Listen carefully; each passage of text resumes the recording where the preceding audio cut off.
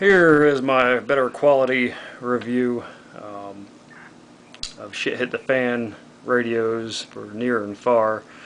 First thing and the cheapest thing is the UV5R. This is basically a repeat of the last video, but hopefully a little better quality. This is a $35 ham radio. 70 and a 55 on June 26th at 12. Just outside 12. Blah, blah, blah, blah, blah. Copy. Market hold for Of course, you can monitor and transceive on any frequency available to this radio. 2 meter will do UHF and VHF. You can program in numbers like this and give them the call signs that you wish, or you can simply punch in your frequency. An example for this is and then I can put it on our farm frequency. This camera doesn't focus very well. Power on. 1. For the simple-minded people and females of the farm, we give them these 666 Baofengs as they're programmable to whatever frequency you want them to be. So, as that's on farm, I can, you can program them to anything. So, must be done by a computer, not on the fly. So, you can also incorporate bubble wrap packages, crap you buy at the store, which are unsecure and just FRM and FRS and GSRM. And you can also make this Baofeng do the same thing if you take it back to frequency mode, and that's the AB split. That's the 162562, and there you go, it's on channel 1. You can get a list of all the frequencies that these bubble wraps carry and just program them in. The UV5R Plus will hold 127 channels, somewhere close to there. Now the menu functions, you can go through squelch, your step, transmission, low transmission or high, dual scan, has, you probably never use that. A bunch of stuff I don't even know. The TDR is dual scan if you buy one. That took me a while to figure out.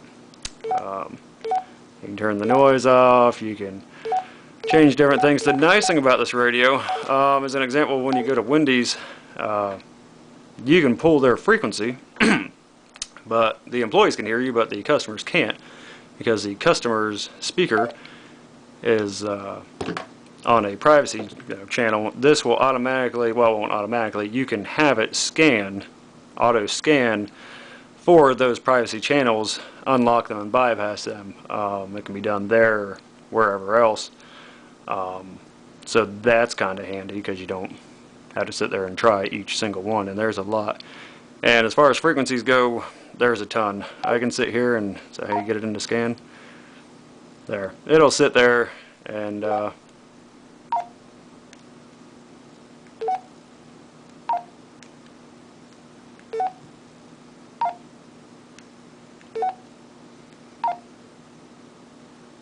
you can sit there and scan. That's not how you scan. How do you scan? Oh, hey, there's a scan button down here. Scanning begin. Ah, there. Scanning begin. She talks to you. It's comforting. It'll sit here and literally scan every frequency out there that this radio is capable of, which is almost identical to $450 radios. No, it's not the exact same, but it's good enough. For $30, for nearby, this is excellent. It can do a lot more than that if you get to know it. Technically, you got to have a license to play with them. As long as you never hit the talk button, technically they're legal. So, channel mode. There's that. 3. No. 2. No. 0, 0, 7. There we go. So, yeah. For $35, you can't go wrong with this. Your power companies, your public services, the police, fire, I've got an air traffic on it, you can get marine. There's not a lot this thing's not going to pick up and give you some intel, when your internet's shut down and your cell phones ain't working, or even during a blackout. This thing's going to let you know what's really going on. So, and again, it's pretty much universal with just about anything. So, UV5R, get that.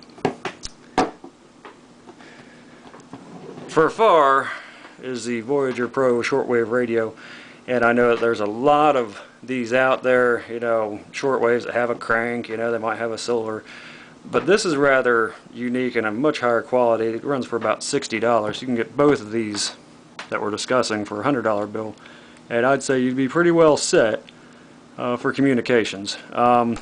This has a hand crank, but it is a much smoother, much more durable feeling. Yep, let me turn that up.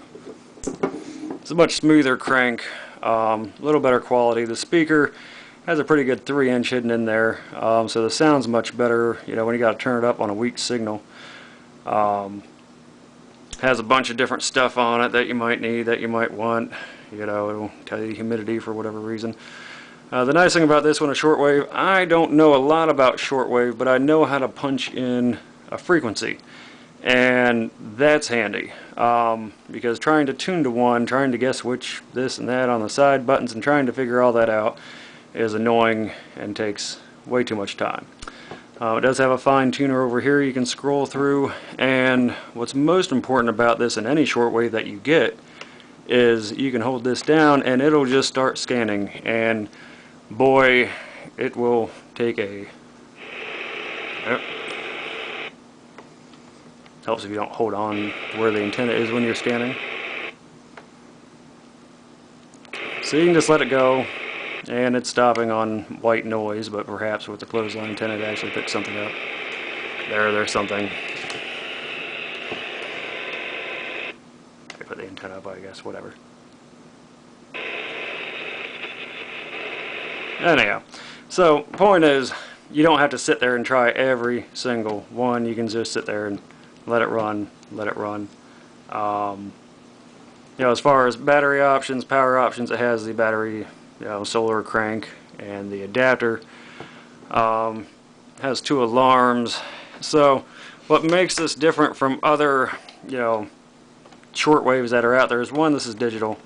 Very damn nice thing to be able to mess with, more so if you print out a frequency of channels you want to know.